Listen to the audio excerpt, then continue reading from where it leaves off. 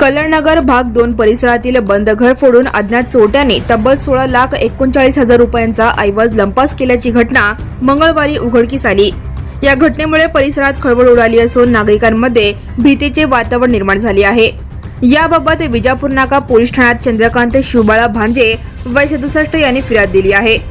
भांजे हे सेवानिवृत्त अधिकारी असून ते पुणे येथे मुलीकडे गेले होते, तर त्यांचा मुलगाही नोकरीनिमित्त जळगाव येथे गेला होता।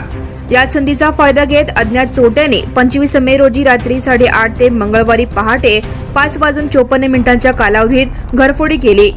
चोरट्यांनी घराचा सेफ्टी दरवाजा तसेच मुख्य दरवाजाचे कुलूप तोडून घरात प्रवेश केला।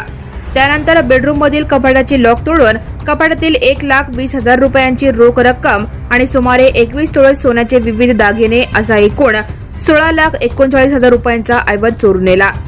दरम्यान मंगळवारी पहाटे भांजे यांचा मुलगा घरी आल्यानंतर त्याला दरवाजाचे कुलूप तुटलेल्या अवस्थेत दिसले।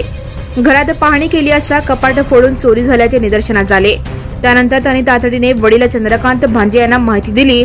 भांजे सोलापुरात आल्यानंतर त्यांनी विजापूर नाका पोलीस ठाण्यात फिर्याद दाखल केली। या प्रकरणाचा पुढील तपास विजापूर नाका पोलीस करीत आहेत। Now and press the bell icon. Never miss a